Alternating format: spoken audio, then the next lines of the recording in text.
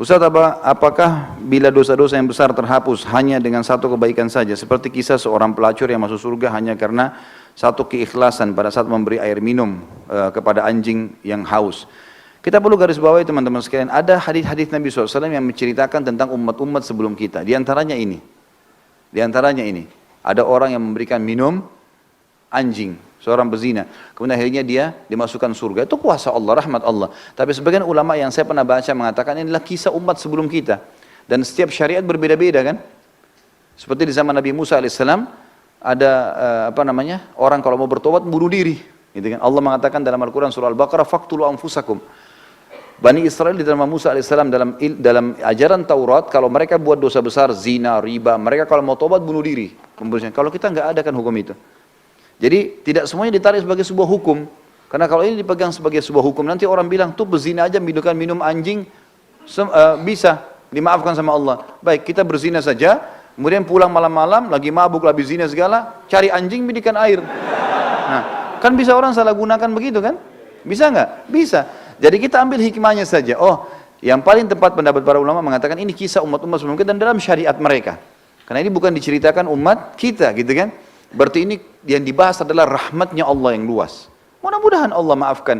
Tapi ini tidak bisa jadi tolak ukur teman-teman. Kayak tadi saya bilang, oh berarti kalau kita satu kebaikan bisa menghapuskan semua dosa kita. Karena jelas sekali syarat dalam Islam, ya, kalau mau taubat nasuha dari dosa besar kayak zina adalah 3 syarat mutlak. Tinggalkan seketika, gitu kan? Kemudian sesali dan janji sama Allah tidak mengulanginya.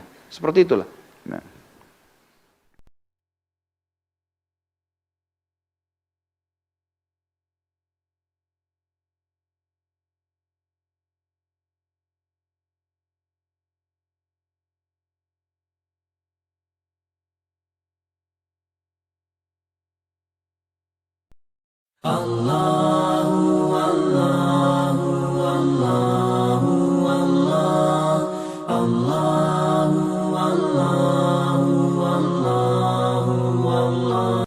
Jadi kesuksesan yang hakiki adalah ketika seorang masuk surga.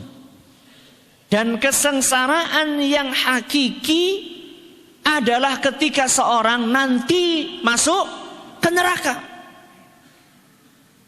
Dan seseorang ketika masuk ke neraka itu akan diawali dengan musibah di dunia. Enggak kok ujuk-ujuk orang masuk neraka, enggak. Ada awalannya. Awalannya ketika di dunia dia mendapatkan musibah. Ketika kita bicara masalah musibah, apa yang ada di benak kita? Musibah. Dompet hilang. Apalagi? Kecelakaan. Apalagi? Banjir. Apalagi? Kebakaran, gempa. Orang tua meninggal, anak meninggal, jatuh sakit. Itu kan musibah kan? Padahal musibah yang terberat bukan itu.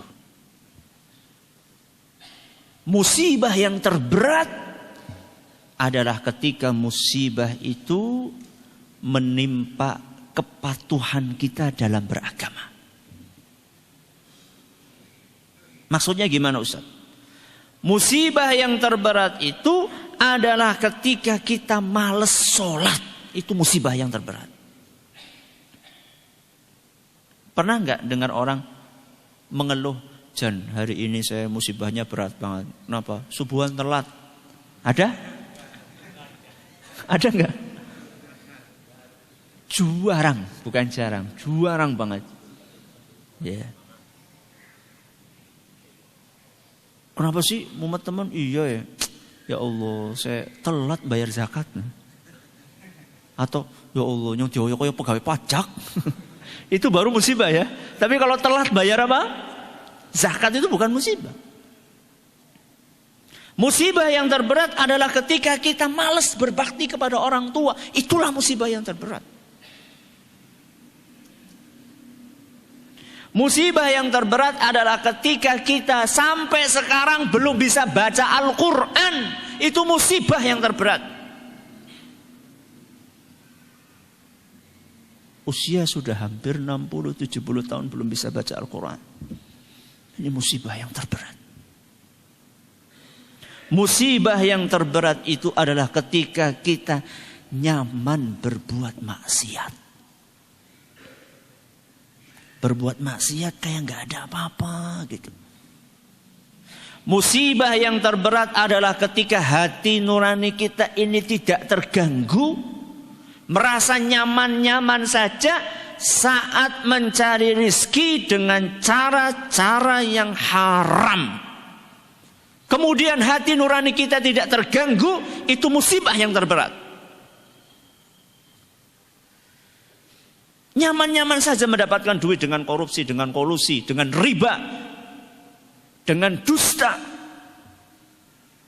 dengan suap, merasa nyaman dan tidak terganggu ketenangan hatinya, itu musibah. Musibah yang terberat, musibah yang sebenarnya adalah ketika kita tidak tergugah untuk memperbaiki akidah dan ibadah kita yang masih bercampur baur dengan tradisi-tradisi primitif. Itulah musibah yang terberat. Kok enggak tergugah untuk meluruskan akidah kita sesuai dengan apa yang diajarkan oleh Rasul sallallahu alaihi wasallam? Memperbaiki ibadah kita seperti apa yang dituntunkan oleh Rasul sallallahu alaihi wasallam, itulah musibah yang terbesar. Maka lihat, ada satu doa panjang yang dibaca oleh Rasulullah SAW, disebutkan oleh Ibnu Umar radhiyallahu anhu, falamma qallama kana Rasulullah sallallahu alaihi wasallam yaqumu min majlisin hatta yad'u bihaula'i da'awati li ashabihi. Hampir-hampir setiap Nabi SAW duduk selalu membaca doa yang akan saya sebutkan sekarang. Hampir-hampir setiap Nabi SAW duduk, hampir-hampir Nabi selalu membaca doa yang akan saya bawakan sekarang ini. Doanya panjang.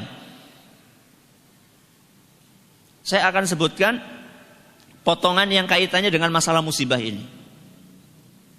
Di tengah-tengah atau di akhir beliau mengatakan, awal doanya, Allahumma qsim lana min khasyatika ma yahulu bainana wa baina ma'asik. Itu awalnya.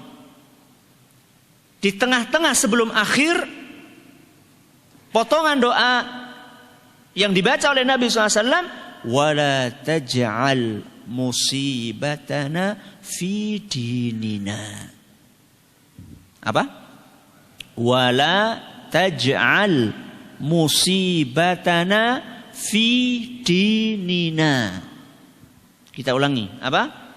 Wala taj'al musibatana fi dinina. Sekali lagi, wala taj'al musibatana fi dinina. Apa artinya Ustaz?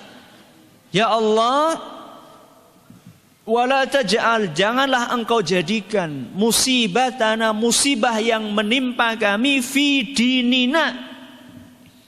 Musibah itu menimpa kepatuhan kami dalam beragama. Ya tadi itu. Nyaman berbuat apa? Maksiat. Malas beribadah. Ya. Tidak terganggu dengan dosa-dosa yang kita lakukan. Itu musibah yang sejati. Bukan berarti kehilangan anak, kehilangan dompet, kehilangan sandal. Itu bukan musibah. Tapi ada musibah yang lebih berat dari itu, yang justru malah kebanyakan orang ketika ditimpa dengan musibah yang berat tadi malah gak terasa itu sebagai sebuah musibah.